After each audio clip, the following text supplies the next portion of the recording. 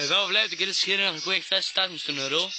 Ο Γιάννης εδώ έχει κρατήσει 40 δευτερόλεπτα. Λεπτά! Α, ναι, λεπτά. Εγώ 20. Εδώ είναι όλη η μεγάλη παρέα. Μεγάλη, ξέρω, άλλα 3 άτομα. Πώς θέλει ακόμα?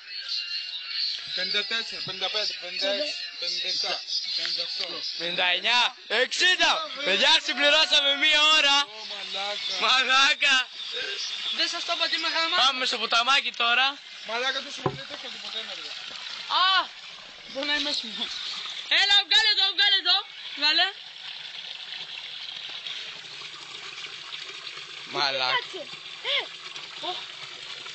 Εδώ. Δεν φαίνεται. Δεν φαίνεται, αλήθεια. Φαντάζεσαι πως έχει ακόμα. Κοιτάξτε πως φεύγει. Μαλάκα.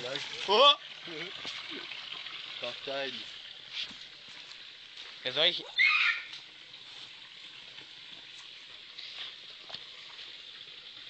Τώρα θα φύγει η καμιώτη. Παιδιά, λιγοστεύει το νερό. Δεν πειράζει. Κοίτα πόσο τρέχει όμως. Για κάνα δεκάλεπτο έτσι θα πάει. Το έχεις δει. Μαλάκα. Το έχεις δει τόσο πολύ ποτέ. Όχι. Να βγάζεις. Μαλάκα. Παιδιά, εγώ σας το Ω, άμα δεν κοιτάξεις κάτω γίνεται. Όπο τώρα αρχίζει. Όχι, μας έρικα. Αυτό γεμίσει τώρα. Μαλάκα, αυτός είναι τεράστιος. Τόσο βγάζω το χειμώνα μόνο.